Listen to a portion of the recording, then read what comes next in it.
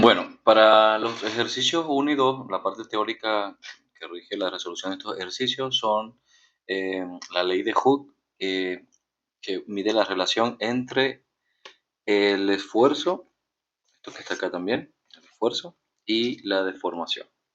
La ecuación que rige ello, por lo menos hay una ecuación, una de tantas, vamos a colocar una así.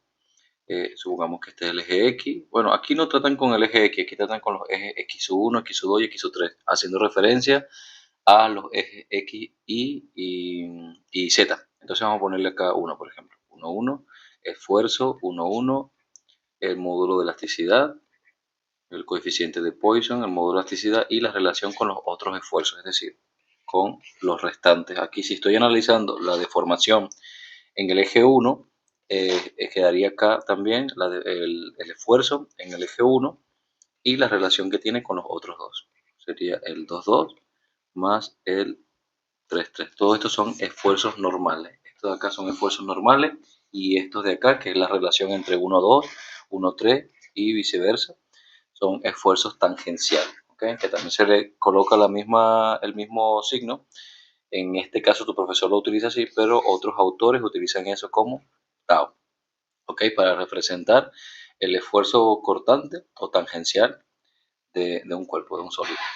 Entonces, esta es una ecuación que es la ley de Hooke generalizada, y es generalizada porque la ecuación simple de Hooke simplemente es la relación que hay entre el esfuerzo y la deformación en un solo eje. Esta generalizada relaciona el esfuerzo y la deformación en todos los ejes, es decir, en el eje 1, 2 y 3. Recordando otra vez que tu profesor trabaja con unos ejes de referencia de esta forma: X1, X2 y X3. Pero lo normal, la mayoría de los autores utilizan más bien X, y Z. Esos serían los ejes que trabaja tu profesor. Así que ahí tenemos una medida de una referencia de qué significa cada uno de esos números. ¿Okay? Y bueno, lo que quería hablar con esto, decir acá, que estos son estados de tensión. Este se llama estado de tensión y este sería el estado de tensión plano. ¿Por qué es plano? Porque estamos trabajando en 2D. De hecho, el ejercicio 2 y 3 se trabajan en 2 dimensiones, así que no hace falta que hagamos este cuadro en 3D, porque este de aquí se hace 0. Por lo tanto, los que están relacionados con el 3 también se hacen 0. Es decir, el estado plano de tensión es una simplificación o una reducción del 3D. Es decir, cuando no tenemos esfuerzo en el eje este de acá, que es el eje Z, el eje X3, ya el plano 3D no hace falta y nos quedamos con el 2D. Pero estoy hablando solamente de tensiones, de esfuerzo. Y eso es lo que quería hacer como explicación inicial. Porque un cuerpo puede que no tenga esfuerzo en un tercer eje, incluso puede que no tenga esfuerzo en 2 ejes, solo en uno.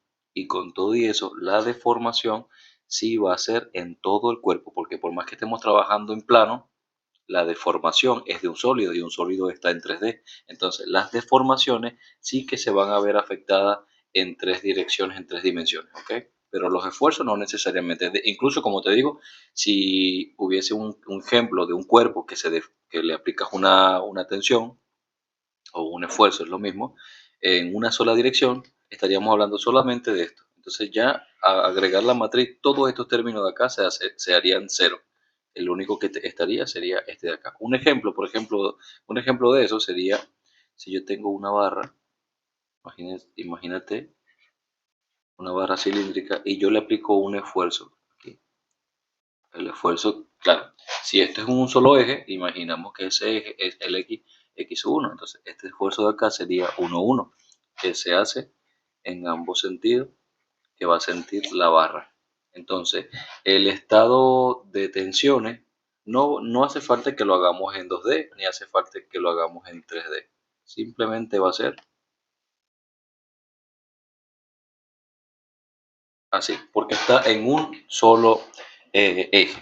Entonces, este sería en una dimensión, esto en 2D y este en 3D. Este, por ejemplo, para este caso.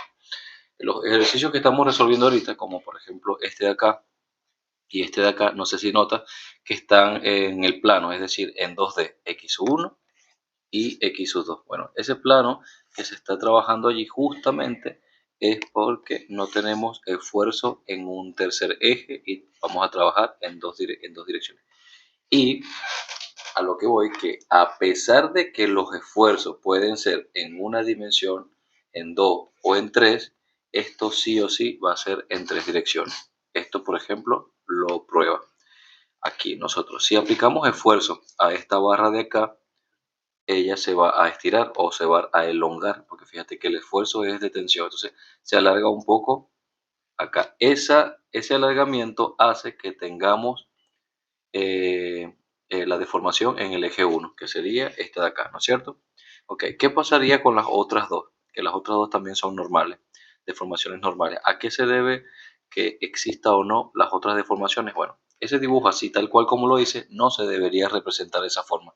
De hecho, si yo tengo una barra, si yo tengo una barra y ella se estira, en el momento que se estire, vamos aquí a exagerar un poquito en lo que va a ocurrir con el estiramiento o con la deformación, es que si ella se deformó esta distancia, que sería epsilon 1,1, ¿qué le está pasando al cuerpo en la parte lateral? En la parte lateral se está haciendo un poco más delgada. Y como esto es un cilindro, se hace delgado en todas las direcciones, es decir, en la dirección x1, en la dirección x2 y también en la dirección x3, ¿ok? Porque ella se va a deformar en las tres dimensiones y eso es lo que ocurre. A pesar de que tengamos o vamos a tener un esfuerzo en una dirección, la deformación sí va a ser siempre en tres direcciones. Es decir, si esto se deforma, hace que los otros dos también se deformen. ¿Hay forma de parar o detener esto? Sí, hay casos particulares que hagan que no exista una deformación en los otros ejes que no sea este nada más. ¿Cuándo? Cuando nosotros colocamos un cuerpo dentro de un recipiente que no le permite el movimiento. Un ejemplo es justamente este de aquí. Imagínate que esta placa de acá está limitada por este sólido arriba, a la izquierda y a la derecha, pero no es, pero y abajo, pero no está limitada acá a la derecha. Quiere decir entonces que si tú quieres, tú puedes aplicar esfuerzo para deformar este sistema, pero ya él, debido a esto que está acá, que lo restringe, ya no puede subir ni bajar, es decir, no se puede ensanchar, por así decirlo, en esa dirección, pero le tocará ensancharse en otra. ¿Cuál les queda? Un eje que no estamos viendo, porque este es el X1, X2 y este sería el X3. Acá, lo que él no puede subir, porque fíjate qué pasa cuando tú comprimes algo. Bueno, si estás comprimiéndolo de un lado, él va a querer ensancharse del otro lado. ¿No puede? No. ¿Por qué? Porque tiene esta pared y esta pared que no le permite, incluso esta de acá que no le permite. No sé para dónde se va a ensanchar, porque el cuerpo debe mantener al final de cuentas su mismo volumen. Eso no puede cambiar, ¿ok? Porque para dónde va a desaparecer ese volumen o esa masa de ese cuerpo. Entonces, para algún lugar se tiene que ir. Así que si se acortó aquí, debido a este esfuerzo que está en compresión hacia la placa, se tiene que ensanchar esto. O sea que si yo dibujo esto en 3D, debería ser más o menos algo así. Originalmente estaba así. Estoy acá haciéndolo medio truchito ahí. Si yo acorto aquí, este acortamiento genera un alargamiento o un ensanchamiento, para darle un mejor nombre, un ensanchamiento de eso. Esto que se acortó es esto que se ensanchó. Entonces, eso es como premisa, lo que se necesita más o menos para entender qué ocurre con estos cuerpos, porque como dice, obviamente vamos a estar haciendo cálculos y los cálculos no son nada si no entendemos esto. Entonces, quiere decir que los esfuerzos sí o sí van a estar en tres dimensiones. Yo no voy a hacer una matriz de una dimensión o dos dimensiones, sino siempre de tres. ¿Qué pasa? Que la mayoría de los casos se cancelan estos que están acá y habíamos quedado que esos esfuerzos, estos que están acá en las esquinas, eh, son tangenciales. Bueno, aquí te lo muestran, ¿ves? Recuerda que este símbolo es para el tangencial y cuando no tenemos esfuerzos cortantes tampoco vamos a tener eh, deformaciones tangenciales y viceversa. Entonces, bueno, eso como premisa. Creo que ya ahí más o menos se entiende. De todas maneras, cuando yo necesite volver a esto, lo vuelvo a explicar, pero ya en el ejercicio en particular. Aquí la ecuación demuestra lo que te dije. Fíjate, si yo alargo, y aquí vamos a suponer que esto está positivo, si yo alargo un cuerpo, que es lo que está ocurriendo aquí, que lo alargué porque le apliqué este esfuerzo que está en tensión, en tracción. Tracción es que lo intento alargar. Entonces, como lo intento alargar, este va a tener el mismo signo que este de acá. Pero como habíamos hablado, ¿qué le pasa al cuerpo entonces cuando transversalmente cuando yo lo alargo? Cuando yo lo alargo, él intenta entonces adelgazarse, ¿ok? Y esa delgadez es justamente esto. Este negativo indica que se vuelve más chico, ¿ok? El positivo aquí que se vuelve más grande. Entonces, este signo que está acá es para los otros esfuerzos de los otros ejes que tiene el cuerpo. ¿Ok? Esto de acá es el coeficiente de Poisson, que el coeficiente de Poisson nada más mide la relación que tiene.